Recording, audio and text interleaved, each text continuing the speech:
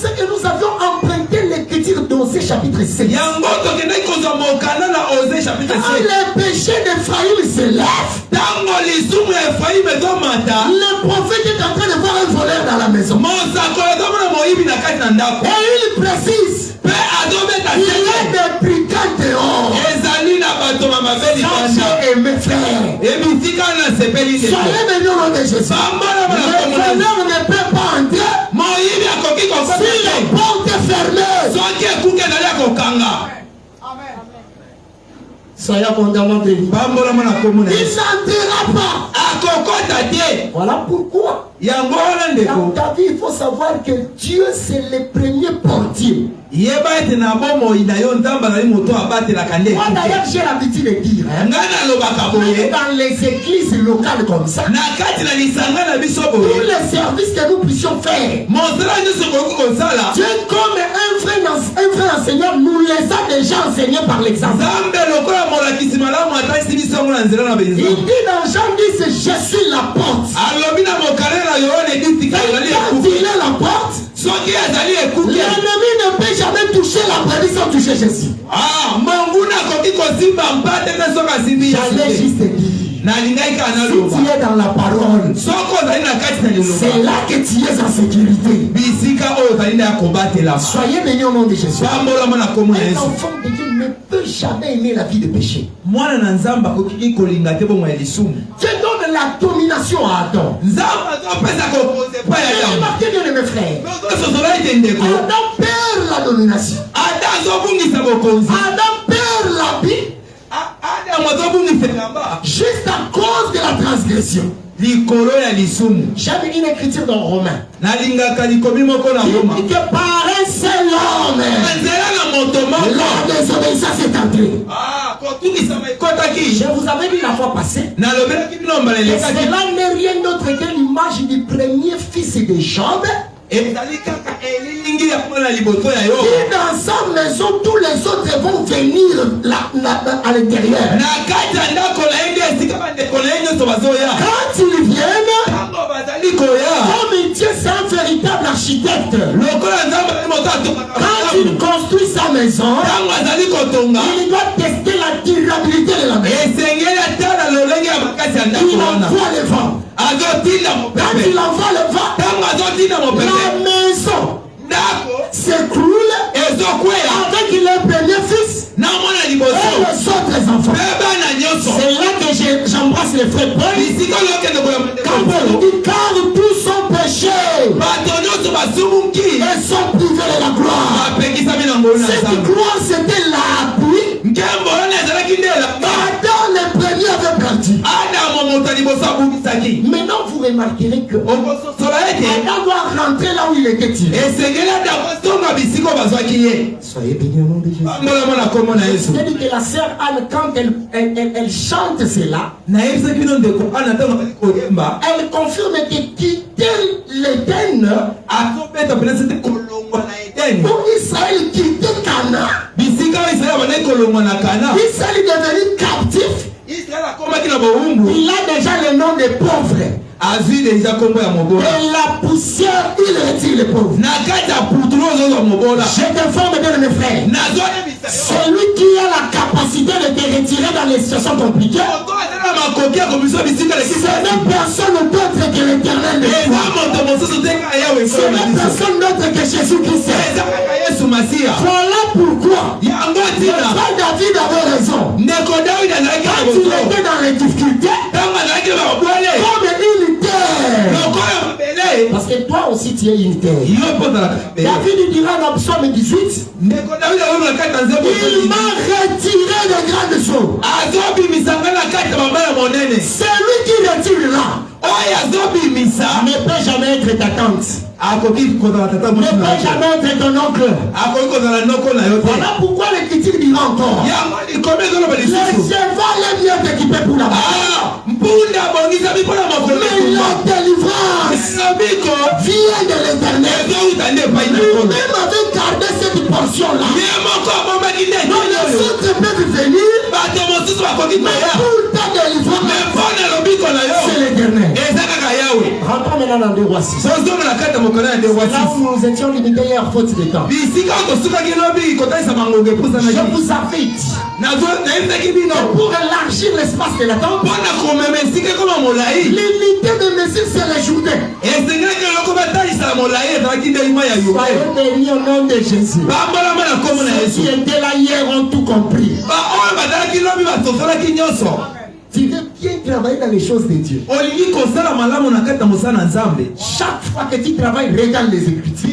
Regarde l'enseignement. Sinon, tu vas construire une tour de Babel.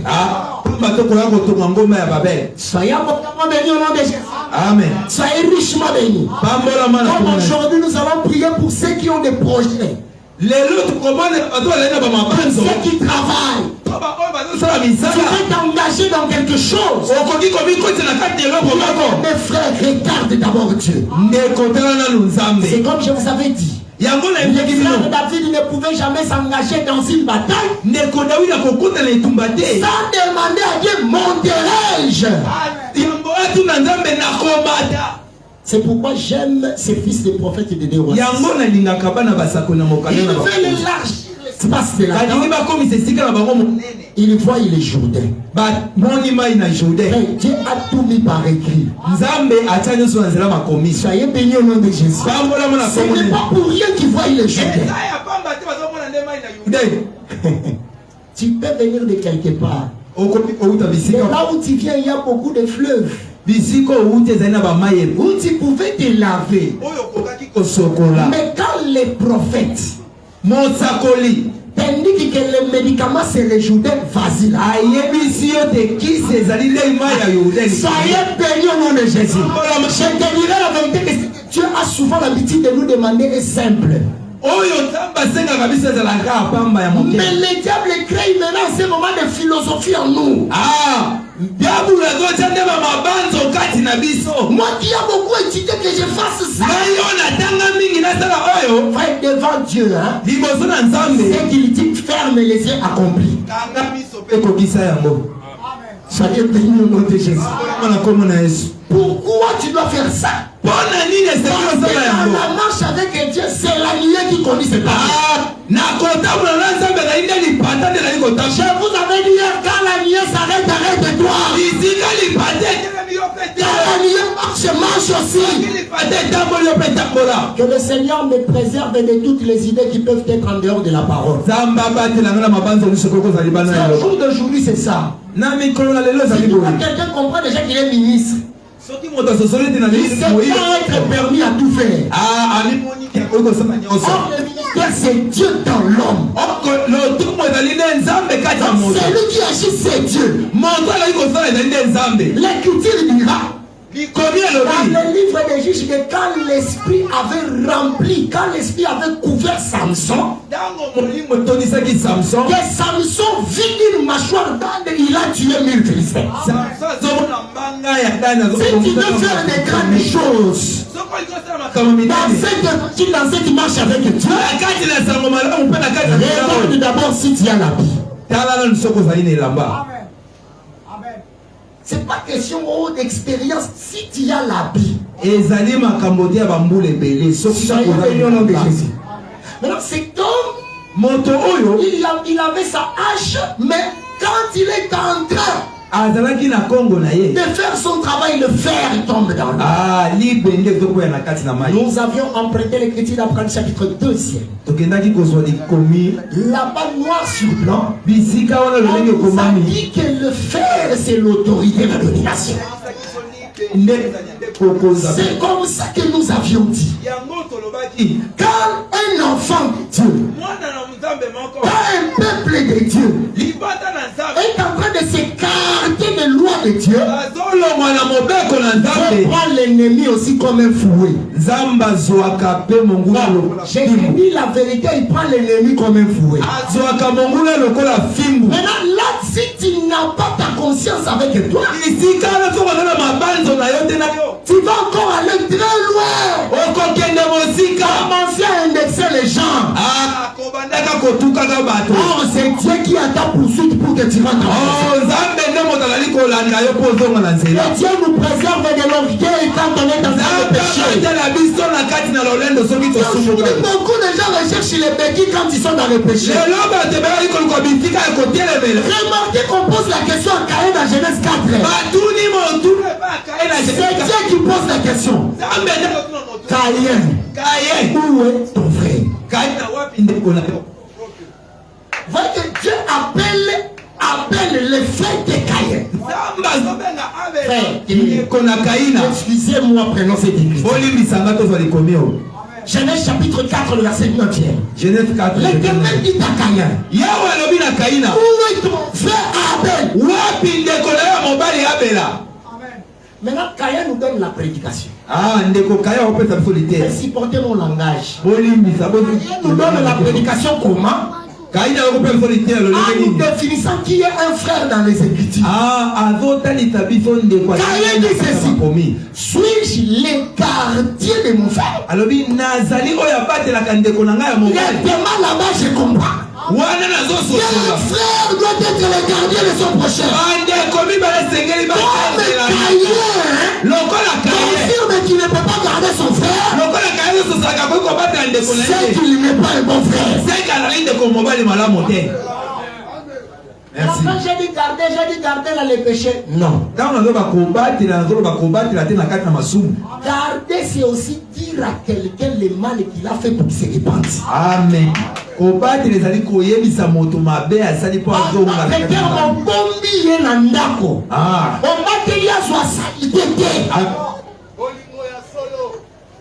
elamba na yo kosokola ngo na clean na omo ekauki mais elambo eza Saint-Esprit bonzambe kati na yo soki ezwi salite solution nango moko eza kaka tubela.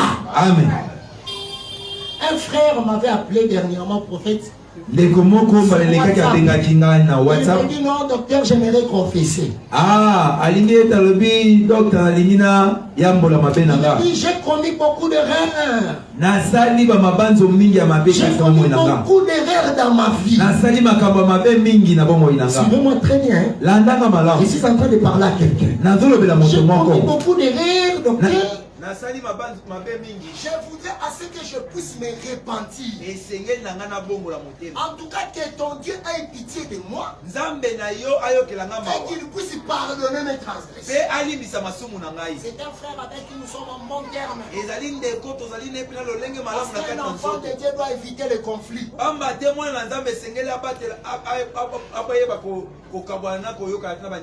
Ok. Soyez bénis au nom de Jésus. Cela ne m'a pas empêché, cher homme de Dieu, de lui recadrer à la minute. C'est un frère avec qui on parle très bien. Mais quand il a dit ça, je n'ai pas attendu une seconde. Directement, je lui ai dit par voice: tu veux tenter Dieu? Ce que tu fais n'est pas une confession. J'ai commencé à lui dire devant Dieu, quand tu confesses, dis-lui par des mots juste ce que tu es en train de faire ou ce que tu as fait. Je l'ai dit, si tu trouves que ce n'est pas convenable que tu le dises à moi, vas-y, il y a beaucoup de hommes petits. Je lui ai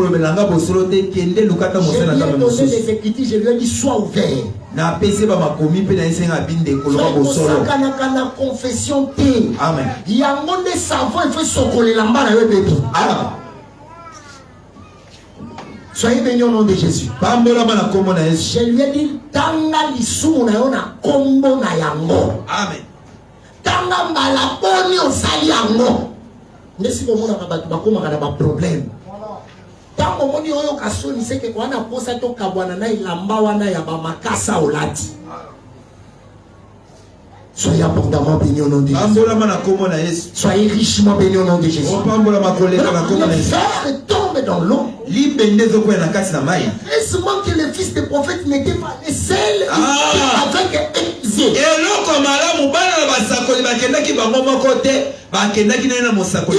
criera. Il dira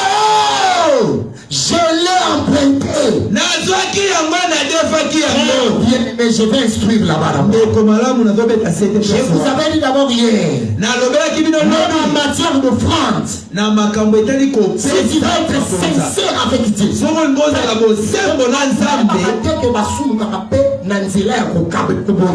Amen. Zambe tango bonzele ozongi selae oya piakio. Amen. Oh. Et petit rizali. Amen. Ozo selo a piakio. Amen. Donc soki yango moni batu ba ko bonza mukolo ane bele Yesu aotala. Amen. Non si batu ba bonza bele bazaki di bazalaki. Mais Jésus a compris que cette femme, attends, nous sommes des alité, il a dit ça autant. Mais pour y aller, comme il y a un message qu'on a monté sur l'angle, et tout dans sa disposition, il y a monté, il y a monté, la sincérité, le ressort précis. Amen. Soyez bénis au nom de Jésus. Soyez abondamment bénis. Il dit, je l'ai emprunté. Or, si le faire, c'est l'autorité. C'est qu'en réalité, cette autorité-là, le fils de prophète l'avait emprunté.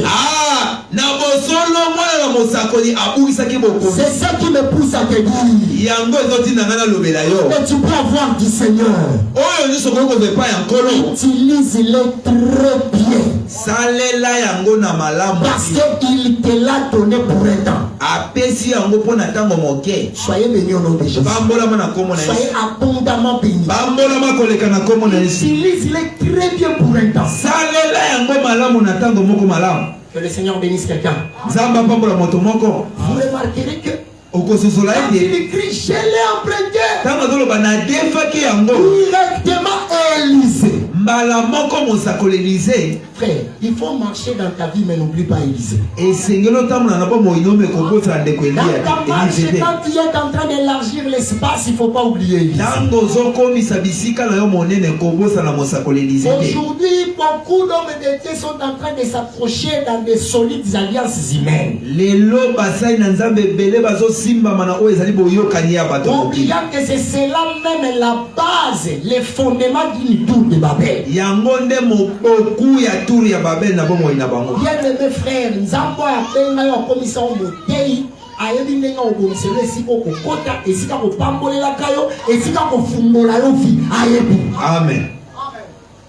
Est-ce qu'il y a quelqu'un qui me comprend? Est-ce que c'est le prophète Samuel avait attendu jusqu'à ce que David a outaki na zamba. Aïe, ne boli manza même si Samuel était mutu esengeli otela mafuta yeyo. Amen. Lipamoli nzambe soki eza ayewe kozela yo ti okoya. Amen. Kowelisaka na nzambe te. Est-ce qu'il y a quelqu'un qui me comprend? Il dit, je l'ai emprunté. Maintenant on prendra par l'indication de l'Élysée un morceau de bois. J'aime ça, frère. Je vous avais déjà démontré hier qu'il y a une personne qui s'appelle le bois. Oui, dans les Écritures, il a dit si on fait ceci au bois sec, c'est lui un morceau de bois. Mais attention, là aussi je vais instruire. Le fils de prophète ne savait pas que ce morceau de bois c'était la solution. Il fallait que l'Église lui montre. Si tu veux dans ta vie te perdre, marche sans un guide. Est-ce qu'il y a quelqu'un qui me comprend? Sur le chemin de la gloire, si tu veux réussir, n'oublie pas les guides. J'emprunte des Écritures rapidement et puis on passe. Soyez bénis. Je prends d'abord le frère Joseph. Dieu a caché l'enseignement dans Genèse 37. Vous remarquerez que le père envoie le fils pour aller voir la condition de ses frères. Tata azotinda mwana kende komona lolenge nini bandeko ne bazali. Mais dans les chemins pour récupérer les frères, mais na kati na nzela po azwa bandeko na ye, il fallait que Joseph ait quelqu'un pour lui montrer là où il y avait. Et sengela ki Joseph akutana moto atalisa ye bisika bandeko ne bazali. Il ne faut pas aussi dans ta vie être ingrat. Na kati ya bomo inayo kozala moto ya bosa na kate. Engelo to komi komona ngona ministère. Tata boti mwana limbisanga pinana loba yango. Tata boti mwana komi ko panze écriture. Na loba kate ko le tata na ngolu na ye parce que mon zate. Merci. Soyez bénis. Nous t'arrivons à venir à zate. Amen. Et qui dit ou te lobi yango na moko na moko ngolu e pesa menene ngaki. Amen. Nous t'arrivons à venir à zate. Yo to moni ko leki tata moleki. Amen. Amen. Soyez bénis. Amen. Qui était? Amen. Mais ngolu non de kangika. Amen. Parce que ce qui est kangi et longoli tata on a tata leote. Amen. Parce que yenda la kisa kayonze là. Amen. Comment on va te défendre ma tata? Oh, comment? Soyez bénis au nom de Jésus. C'est ce que nous voyons dans la vie. Yango tozomo na kati ba mo ina biso. Oh, un père doit savoir ici qu'à joyeux. Tate segla ibe bisika zo. Amen. Soyez bénis au nom de Jésus. Élisée montre l'époux. Elisa dota esete na nzete. C'est ce poids-là qui avait la capacité Ezali ne te na nzete ne ezali na makomi. de faire un miracle. Ya kosala bikamwa. Là, j'ai le frère. Amen. Parce que c'est là même le fond de notre enseignement. Yango nde o ezali kati ya lite. La vie avec Israël, c'est la vie de miracles. La vie des choses surnaturelles. Des choses qui dépassent l'intelligence humaine. Parce que personne, quand il est le fils de prophète, ne pouvait comprendre que le faire là, pour que le fils de prophète puisse continuer son travail. Pour que lui puisse continuer le travail, la solution était un morceau de bois. Seul Élisée. Soyez bénis au nom de Jésus. Soyez abondamment bénis. Pas les morceaux de bois. Et il lui dit, montre-moi là où le verre était. Moi j'aime ça, frère. Soyez bénis au nom de Jésus. C'est pourquoi je descends d'abord pour dire. Il y a un endroit. Il y a une place. Que peut-être tu as failli. Et qu'une porte était ouverte. Pour que tu vives les choses compliquées que tu vis aujourd'hui. Je vous ai dit hier. Les péchés d'Ephraïm s'élèvent. Les prophètes voient les voleurs dans la maison. Si le voleur est entré, c'est que la porte était ouverte. Mais attention, quand on voit les voleurs, il y a une bonne dehors. Il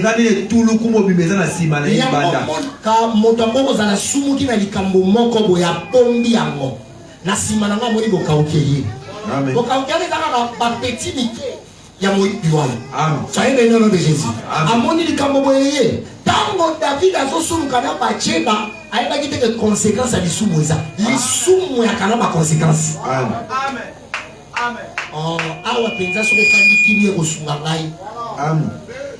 Ce que biso na lisanga ba santu to senga appeler amen été. Pour amen na amutu. Amen. Limbisa so ya ki lelo biso esanga ba sento pesanga amen ya munene makini na. Amen nazalaka moto. Ne moto wana zo te ayo. Yesu. Précisons. Na bande koloba opanza na nuyomo ko esika ni mipe okoyaki. Kona sa pambola yo. Amen. Omoni na kobi na affiche le dépouillement de l'homme fort, mais homme fort wana azui makasi nini? Très bien. Azui makasi nini? Amen. Amen. Parce que Kala Gonza qui votait. Soyez bénis au nom de Jésus. Comment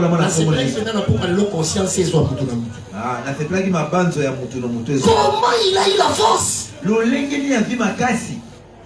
Les serpents maintenant doivent manger la poussière. Mais Adam, quand il était l'argile, ce n'est pas moi, c'est Job qui s'en a dit ça. Quand il était l'argile, en tout cas, les serpents ne pouvaient pas les manger. Et je vous avais dit, ces serpents-là, c'est les serpents de la géologie de la Bible. Si tu les cherches dans les jardins zoologiques, tu ne vas pas les trouver. C'est les serpents de la Bible.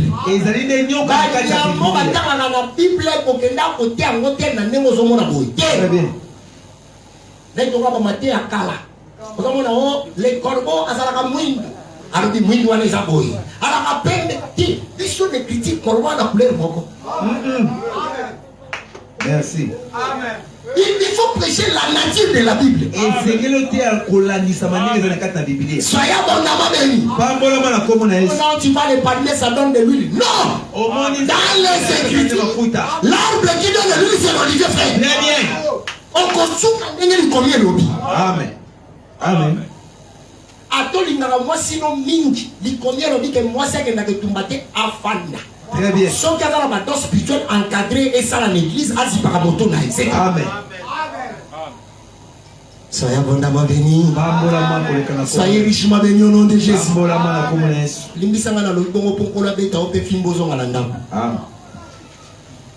Les déprimants de l'enfant. Il perd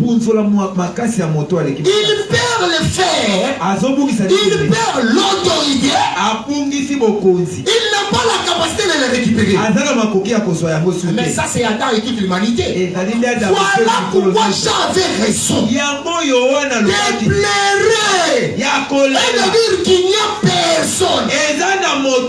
Frère bien-aimé, savez-vous que quand Adam est en train de pécher, comme une terre qui avait l'eau qui est l'esprit, Adam perd l'eau.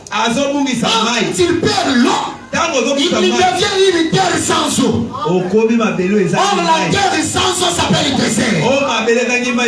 Écoutez-moi bien les éclats, on peut monter ensemble.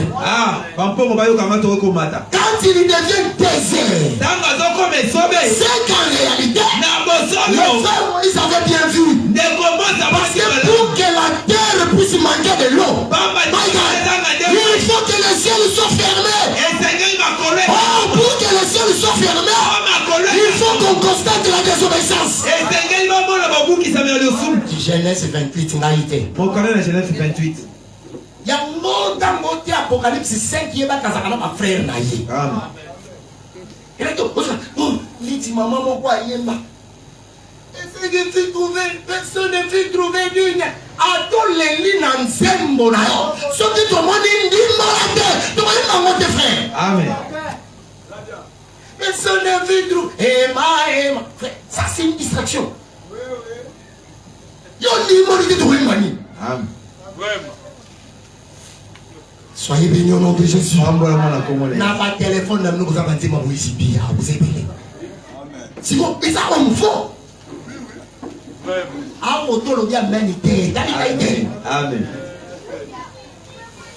Et puis, il dit, moi, ça vite. Et si vite, ce qui est sous qui est sur une ligne. Yo, moi, il est bien. Ah, voilà. Oh, frère. On dit, moi, c'est toi, c'est mêlé. Et si vite, et puis, c'est qui est grave. C'est même une sonnerie. Et ça l'île de côté à bateau Mossus. Soyez bénis au nom de Jésus. Soyez abondamment bénis. On a dit chaque fois mon sang tout le temps à l'église. Atambolaka na offrande, atamboli pena libanga. Très bien, précision. Azon zelo la qui c'est moana. Amen. Et donc on a dit c'est moana, le fils c'est la vie. Amen. Ce qui quand on a dit c'est moana, libanga ça déjà. Amen. Soyez bénis au nom de Jésus. Donc la terre qui manque de l'eau, c'est que le ciel est fermé.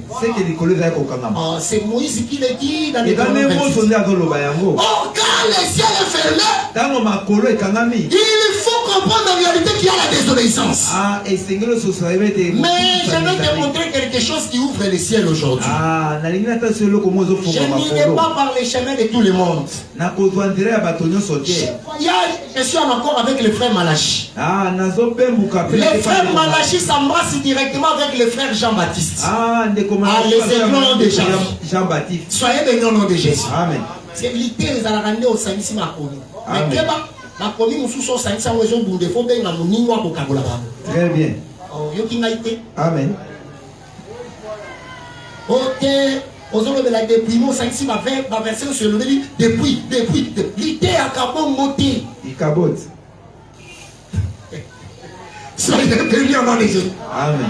Il y a quelque chose qui ouvre le ciel. Et ça n'est pas comme parce que si une fois le ciel est ouvert, c'est que la terre commencera à recevoir de l'eau. Ah, ma belle komandoko. Or, cette eau-là, c'est l'habit que la terre avait perdu. Ah, mai wande zali elamba o mabele bumisa. Maintenant, Malachie dit ceci. Malaki azolo baboy. Malachie dira. Alobi. Qu'en réalité, na bosolo. quand quelqu'un donne la dîme, ce qui monte à pessi moko na zombie. Le ciel est ouvert. Ah, l'icole fonga mi pona. Je voyage rapidement. Très bien. Dans Nombre. Chapitre 29. Nombre 29. Dans la mathématique des dieux. Ah, nakata mathématique na kambe. Les taureaux, c'est les trois du ciel. Ah. Les béliers, c'est les... Je l'ai déjà dit ici. Ah. Les béliers, c'est les deux du ciel. Et l'agneau, c'est les un du ciel. Amen. Soyez bénis au nom de Jésus. Oh, si l'agneau, c'est l'un du ciel. C'est que l'agneau, là, c'est la dîme. Ah. Voilà pourquoi. En voulant ôter les péchés du monde. En voulant ôter les déserts. Il est en train d'envahir la terre.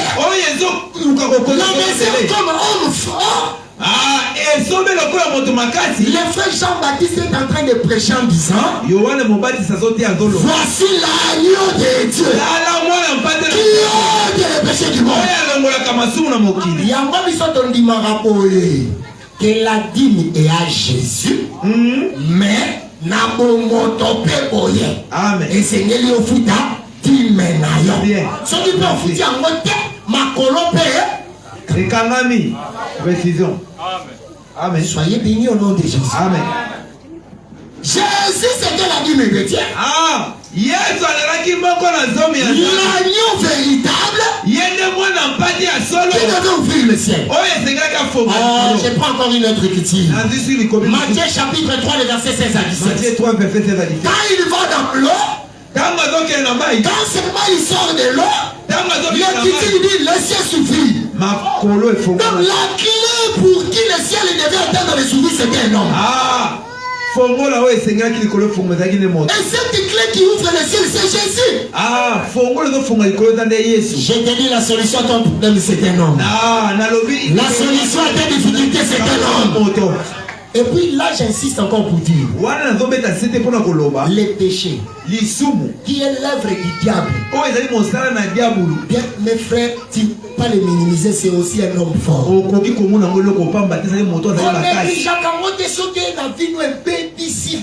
Amen. Et conduit mon nayo. Soyez bénis au nom de Jésus. Ado bimara na ndako tata na écriture na modèche. Ado bani na ndako tata na bosu ebele. Lokola ndako tata ne bomo yezala. C'est que nzela bosu mais aussi. Amen.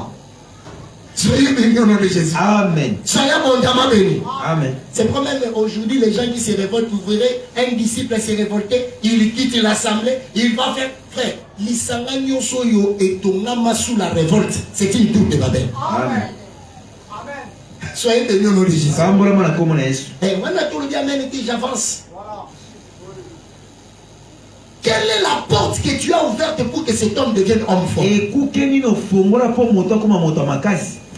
heureusement, qu'il y a un bois. Il y a l'agneau. Quel que soit tes péchés, il a la capacité de les sauter. Je vous avais dit que la nudité c'est aussi la captivité.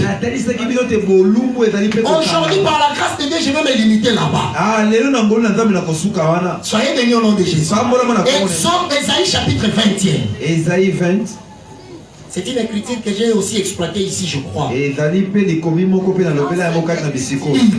Dans cette écriture, Dieu est en train de dire à Esaïe de marcher nu. Et ça sera un signe. Soyez bénis au nom de Jésus.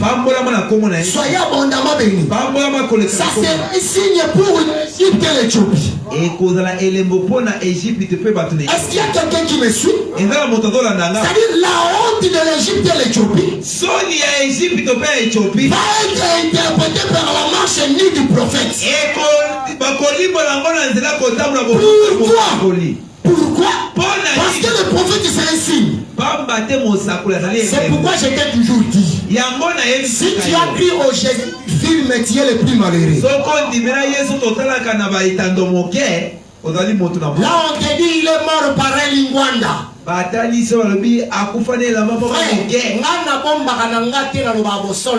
Soki Yesu akufi na lingwa apenza noa kosilika te ko na nte noé. Amen. Bon yebi atende ba komi petit lelo. Tango terre il faut séparisser ma frère. Ma frère liboso séparisser ce sont les épitires. Amen. C'est pas d'abord l'auditoire. Amen. Auditoire au conseil ba fanatique na ba komo sauter. C'est d'abord les écritures. Amen. Tango dia pena Isaïa seki. Jérémie sepeli. Soyez bénis au nom de Jésus. Maintenant vous remarquerez que notre Jésus, c'est le Jésus de la Bible. Or lui, pour monter sur la croix, il devait être aussi dépouillé. Ça devient sérieux. Ça devient sérieux. Amen. On lui a dépouillé de ses vêtements. Soyez abondamment bénis au nom de Jésus. Il était monté sur la croix nu. Que le Seigneur vous bénisse.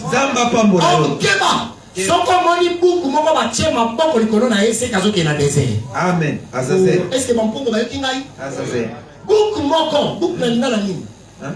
ah, si tu vois un bouc, on impose les messieurs qui va au désert. Maintenant Jésus, son désert c'était la croix. Au désert tu n'as pas honte de demander de l'eau. Parce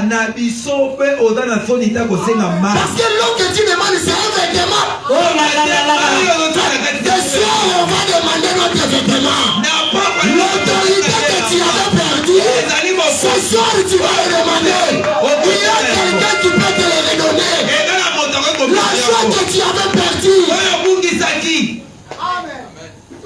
Jésus monte sur la croix. Il était monté nu. Ce n'est pas moi qui le dis. Parce que les écritures c'est complète.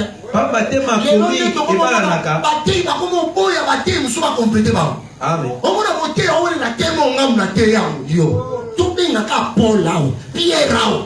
Parce que nous sommes comme Mamate. Amen. Soyez bénis au nom de Jésus. Quand tu vois un prédicateur être à la recherche de la gloire, le Saint-Esprit c'est un esprit d'humilité. Soyez abondamment bénis. Babengi baninga na air oeza simana yo sepela babengi bango. Bino nyoso bosa mosala mofuta ofuta. Amen. O ba petio ba yo étouffer biso banani tour de Babel. Amen. Frère, théologie, ok. Soyez bénis au nom de Jésus. Amen. Tour de Babel, frère. Amen. Aujourd'hui, il y a maintenant un conflit de génération. Et où tu vois Bimangwa? Bon, ok. Pour la monnaie de doctrine, mon frère, il faut qu'on retourne dans l'école dans les années. C'est quoi ça? Adam mon anani. Adam mon anani. Lignée. Abimela wap. Maintenant, le frère Paul prêche dans Colossiens 2. Il dit il a dépouillé les dominations, les autorités. Il les a livrées publiquement. Jésus-Christ est mort publiquement. Le lendemain, nous avons expliqué au film à Jésus à Bible. Amen. Pour Nazalaka wana. Oh, monter à terre comme ça. Zamba memi. Natem na lobi ango. Ephésiens 4. Il connaît lobi. Amen makabate na kuna. Il faut mon tabernacle pour qu'il te sera au peuple. C'est que mon qui te fait la kinia. Amen. Pas mon tabernacle na basilabisité. Ikabot. Oh Nicolas va nous faire ça comme on a attaqué ma tête. Il n'a attaqué mon tête pour la monter. Bah mon tabernacle la syllabiste. Amen. Na on va monter Isaac té. Quel bon monter. Apocalypse 4. Monte ici, je te ferai voir. Mata awa na kotalisa yo. Il y a des choses pour lesquelles tu dois monter d'abord. Soyez bénis au nom de Jésus. Maintenant, il dit là, depuis en les clouant publiquement spectacle sur la croix. Il a détruit les autorités. Bien aimé frère, c'est que Jésus sur la croix était tout un signe. Dieu qui s'est fait nu. Il avait démontré la nudité de l'homme fort. J'ai fait ma Bible frère. Depuis ce jour-là, l'homme fort n'avait plus de force. Parce que comment comprendre le fer qui tombe dans l'eau, mais un morceau de bois a la capacité de surnager le fer. Ce qui est impossible aux hommes. Ce qui est impossible aux hommes. Ce qui est impossible aux hommes. Impossible à Dieu frère. Et c'est Dieu, c'est Jésus-Christ. Le véritable morceau de bois qui peut surnager l'autorité en toi. Il était mort lui sur la croix. C'était un signe. Ça dit tu peux voir. Il y a un moment où il y a un monté, il bateau battu dans la film. Il est sous Maoué. Moi, je vais te dire côté. Voilà, Isaïe 53 va gifler. Bon, Isaïe 53, les châtiments qu'il nous donnait là étaient retombés sur lui. Amen. Et tout le monde peut savoir ce qui m'est quoi avec les connaissances. Soyez bénis au nom de Jésus. Amen. Sors dans la film, malade dans le téléphone, nous supprimons. Yo kabanze kwa basantu ko père dans la bataille de voter la film. On a voté la film à Moïse na TV. Oh. Film à Moïse à solo et sawa. Amen. Soyez bénis au nom de Jésus. Il était mort nu. Akufaki bolumbu. Ça veut dire quand on dit nu, selon Isaïe chapitre 20, c'est la honte. C'est la honte. Soyez bénis. Donc si jadis si tu avais une honte dans un domaine, quelqu'un était déjà mort nu. Il a pris ta honte. Maintenant c'est ce qui dominait sur toi qui a la honte. Ce n'est pas à toi de fuir, mais c'est à l'homme fort de fuir. Parce qu'à la croix, Jésus l'a dépouillé. Jésus l'a dépouillé. Celui que Jésus a dépouillé, c'est le voleur. Le voleur qui était dans la maison. Quand Jésus l'a dépouillé, toute la bande doit fuir. Amen. Si quand on s'en met là. Amen. Amen. Amen. Dans 1 Samuel chapitre 17, vous remarquerez que David est en train de venir combattre avec Goliath. David a d'autres de Goliath. C'est un plus petit. Parce que pour les livres, c'est l'un de ces deux formats, mais c'est les plus petits. Mais que maintenant, on les lions. Amen. Les lions ont vaincu. Maintenant, on regarde le trône. L'agneau. Amen. Soyez bénis au nom de Jésus. Maintenant, quand tu vois Goliath, il dit je couperai ta tête. J'aime ça. Or, dans les Écritures, la tête c'est le roi. Et je donnerai ta chair. Pardon. On dit ça va aider. N'a les kawate. Parce que l'écriture, les hommes, dans l'absence 74. Il dit ça va pardon. 1 Samuel 17. 1 Samuel 17. Aïe.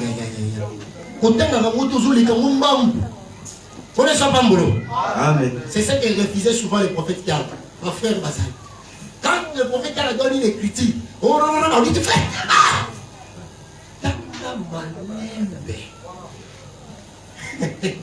Soyez bénis au nom de Jésus.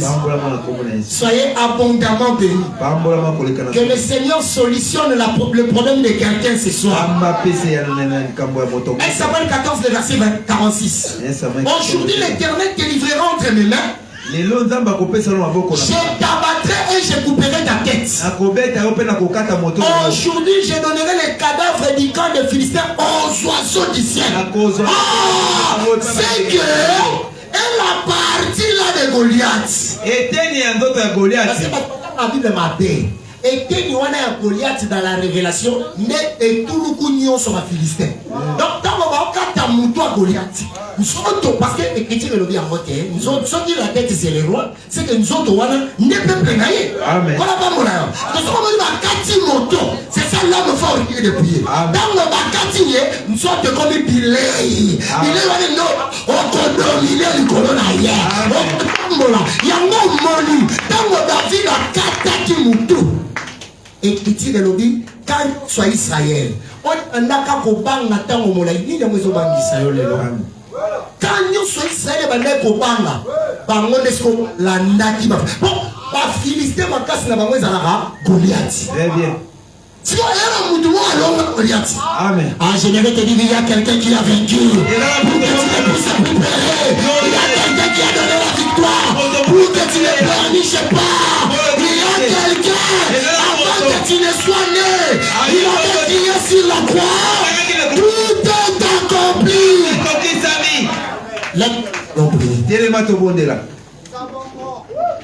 Il a pris la honte de l'ennemi. Il est Dieu. Lève-toi, nous allons prier. Je ne sais pas quel est le domaine avec lequel tu as honte jusqu'à présent.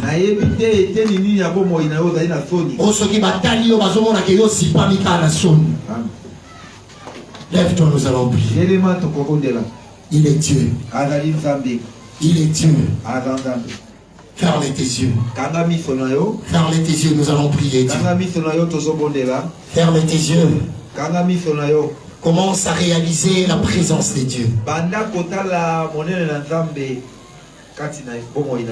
Commence à réaliser que lui a la capacité de t'enlever la honte. Commence à réaliser que lui a la capacité de t'enlever toute honte. Il est présent ce soir. Il est présent ce soir. Il est présent. Il est Dieu. Sois concentré.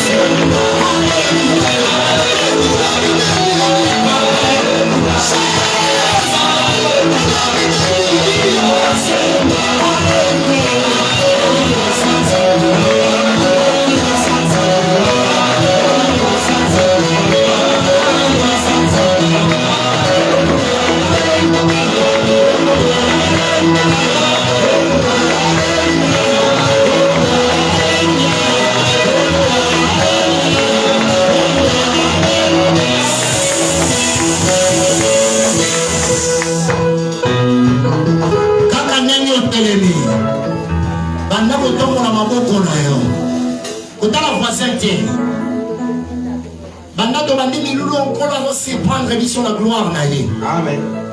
Lève tes deux mains. Il y a quelqu'un qui s'est décidé d'enlever ta honte ce soir. Nous t'avons montré les points indiqués pour que tu récupères le verre. Autorité aux qui n'ont pas Amen. Lève tes deux mains. Oh yes. Oh yes. Oh Jésus. Tu vas dire à Dieu. Il y a des gens même dans leur prière, le Seigneur va déjà se manifester en eux. Je sens une forte gloire de Dieu. Que les portiers soient très prudents. Sois vraiment éveillé. Je sens une forte gloire. Amen.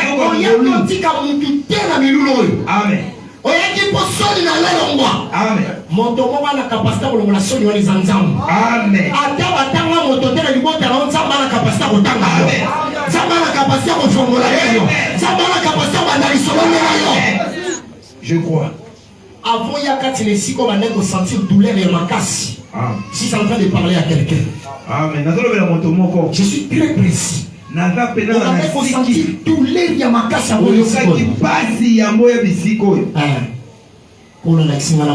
gloire au Seigneur. Amen. Que le Seigneur te touche ici aux amis. Yo bande ko sentir douleur, on est disparaître. Et disparaître. Et disparaître. Na kombo na Yesu Masi. Amen. Na kombo na Yesu Masi. Amen. Une forte gloire de Dieu. Banda pour réclamer autorité dans le pas Jésus. Il y a ça Yesu yo doit la makokia ko bisanga moto. Yo doit la makokia ko lati sange lamba. Na yo ki soni tango molai. Na neli tango molai. Libota nga libota ya soni. Na kulanga kwa soni. Ebikela mokolo soni. Na simba ta 5 francs pasi. Telema longola ngela mboya soni. Amen. Telema longola ngela mboya soni. Telema Seigneur. Telema bundela ngai. Telema bundela libota nga. Na ngi mutu moka zana sisa malobate. Banda ko tongo longo. Banda ko sanzame yaka. Telema bundela nga. Longola la mboya soni. Longola la mboya soni. Sale fongo tongo la longola. Ndingina mona yo zambe. Samela. Même les chants prier. Oye umelita ngomola Jésus. Et de Jésus Seigneur. Jésus monte encore. Monte les sous. Monte les sous. Monte les sous. Monte les sous. Monte les sous. Salut Azali. Il enlève ta honte. Il enlève ta honte. Il enlève ta honte. Il enlève ta honte. Il enlève ta honte. Il enlève ta honte. Il enlève ta honte. Il enlève ta honte. Il enlève ta honte. Aïe aïe aïe aïe aïe aïe aïe aïe aïe aïe. La Sony. La Sony.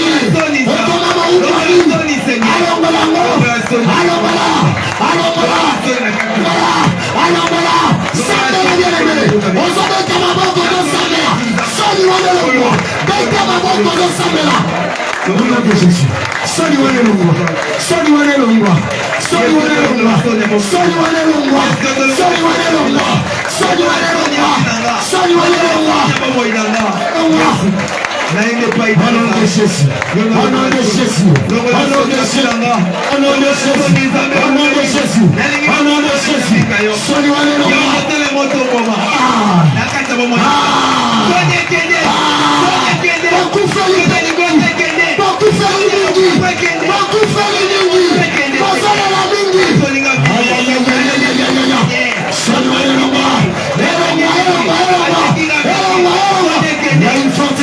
il y a une forte gloire.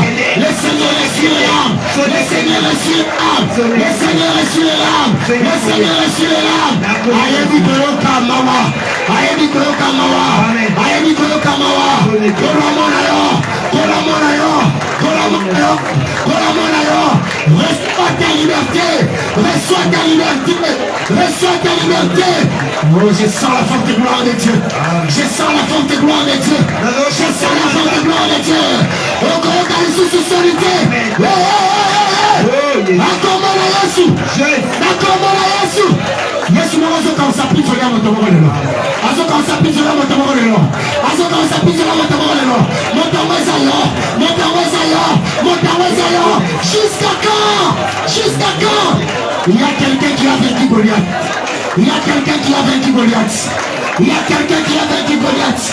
Aïe, aïe, aïe, aïe, aïe. Aïe. Il y a quelqu'un. Jésus, merci. Merci pour ta gloire. Au nom de Jésus. Amazon va nous sommes moni. Amoni passi là yo. Amoni collé là yo. Amoni collé là yo. Abosana yote. Abosana yote. Abosana yote. Jésus.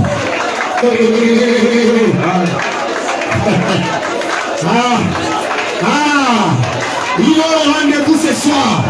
Il est au rendez-vous ce soir. Oh, thank you, Lord. Il est au rendez-vous. Je sens une forme de gloire. On est le temps de Moraï. On est le temps de Moraï. On est le temps de Moraï. Nanga botola yo Seigneur. Nanga botola yo Seigneur. Nanga botola yo Seigneur. Nanga botola yo Seigneur. Nanga botola yo Seigneur. Nanga botola yo Kulu. Jésus. Jésus, Jésus, Jésus, Jésus, Jésus, la délivrance instantanée socialement.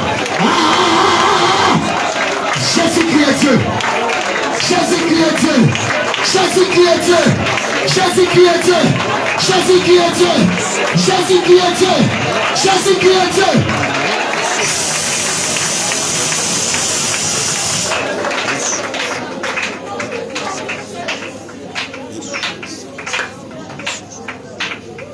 Alors, tout ça l'exercice mon frère là.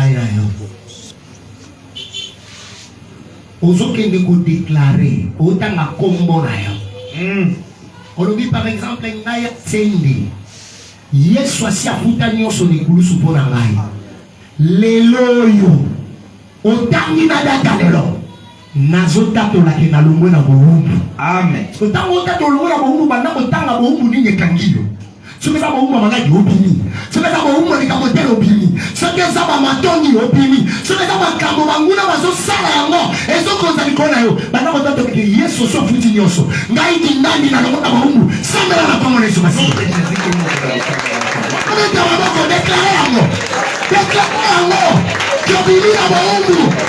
Obimi na bohumbu. Na yebi to soki eza ya nini. Na yebi to soki eza ya nini. Tu sors de cela. Tu sors de cela. La combo na Yesu. La combo na Yesu. La combo na Yesu. La sombo na l'hôpital pour la ligne. La sombo na l'hôpital pour la ligne. Même les mots sont pas écoutés finalement. Que le Seigneur de gloire. Que le Seigneur de gloire Jésus-Christ.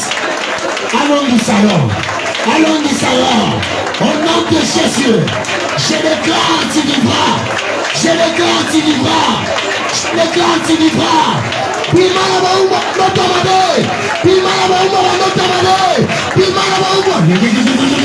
Pima la baumba. Pima la baumba. Pima la baumba. Pima la.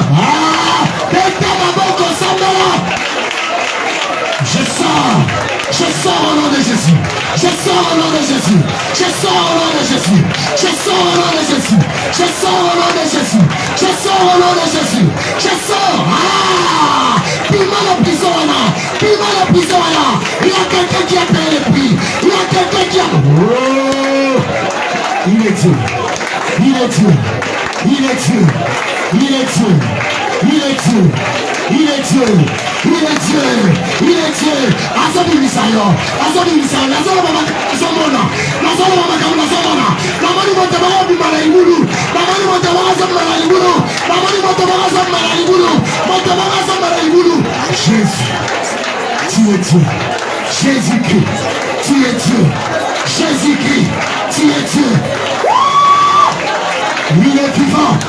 Il est vivant. Il est vivant. Il est vivant. Il est vivant. Il est vivant. Il est vivant. Adiwa yakunda. Yopo bima. Yopo bima. Asansam. Asansam. Asansam. Asansam. Asansam.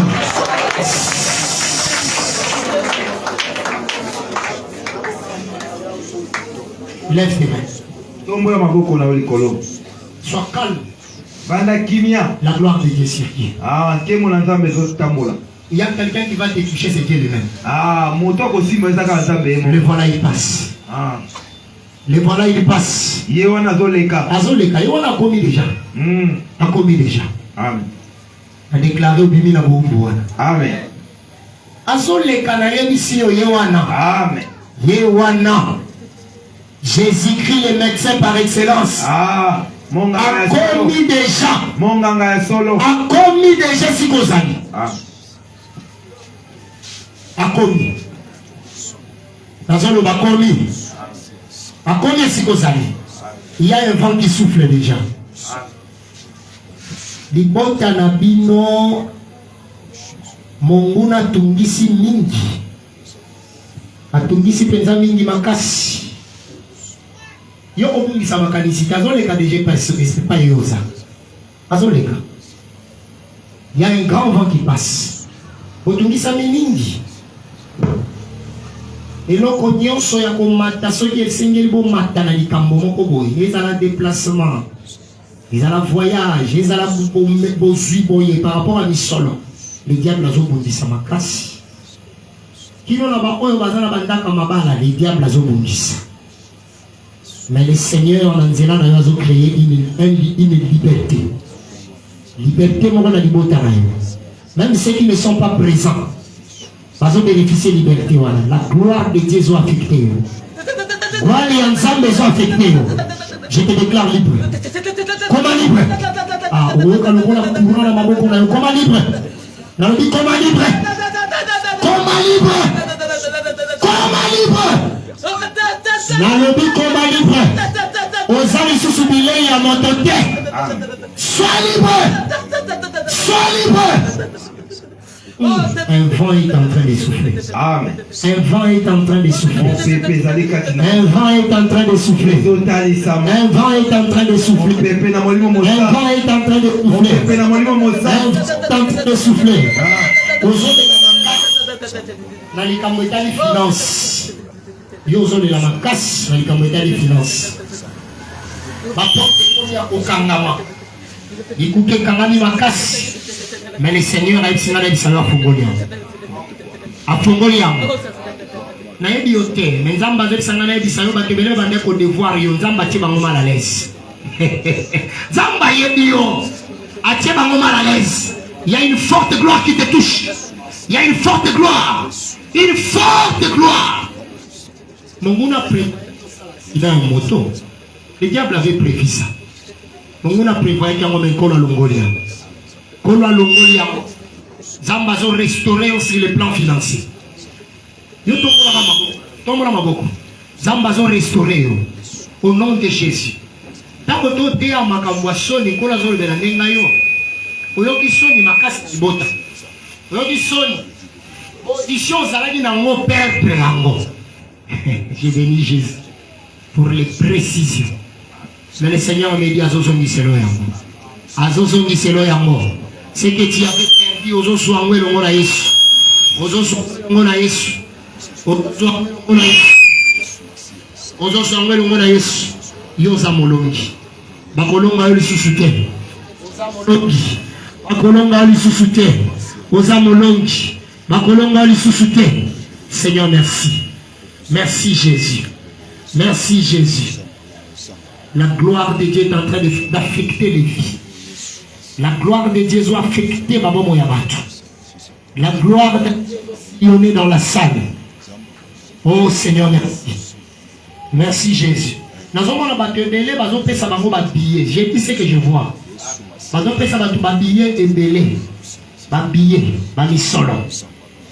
donne aux gens Jésus-Christ est Dieu. Jésus-Christ est Dieu. Jésus-Christ est Dieu. Il est vraiment Dieu. Il est vraiment Dieu. Il y a une grâce financière, les autres dans ma vie. J'ai l'habitude de dire ce que je vois. Je vois une grâce, ma casse, sur le plan financier. Il y a un moment, tu t'es posé tant de questions. Nicolas Makamboueta, il ne sort pas rien. Mais quand il y a une grâce. Une grâce. Et depuis que nous avions commencé, Mais Loulou est en train de sentir des signes. Et aux autres, ça va être difficile. Et au Konayon, ils ont aussi bon. Ah, j'ai béni Jésus pour les précisions.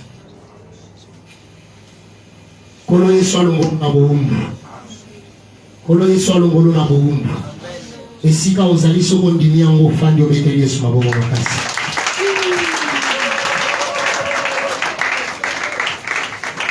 Yakalobi avant, on sait ma pita ou avant ma kasi. Quand on semble la sous ma kasi pour le kato côté à kamukelobi. Mais la limite on va chanter dans d'autres dans banzembo. Ne connaissons soit un problème financier. Est-ce qu'on a dit un malade? Est-ce que vous avez un malade? Amen. Zambala tabachante bati na nzembo ya malamu. Mutyo sana problème ya mbongo tulakaki ya ngolobi. Na problème ya mbongo, wana problème ya ba projet au DKK au sala mosala moko boulot. Le lingi que écriture ya psaume 74 c'est comme ma vie pour nayo. Avec Dieu, nous ferons des échecs. Ah, c'est comme nous andanga bien. So, on a posé exploit dans ma projet. On a posé exploit dans le babo ya kaka de boso. Où est la kaka déjà? On a posé une zamba sale le lobo là où on a mis sol. Les cas déjà du boso ensemble la bonne. La chante la zoïma. La ensemble la bonne.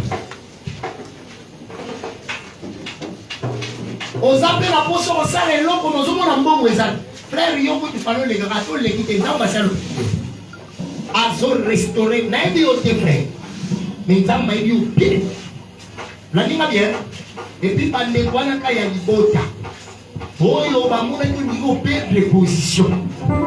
Zamba routine à la route sur la couleur. Zamba zozo sur la position.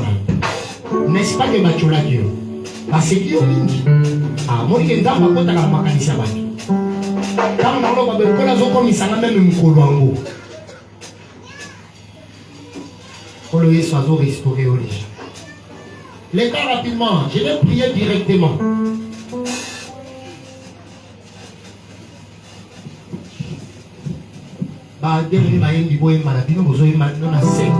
Moi, j'ai pris seulement pour les gens. Zambazon dit c'est l'autorité, c'est le plan financier. Ma frère. Makasi nangalilo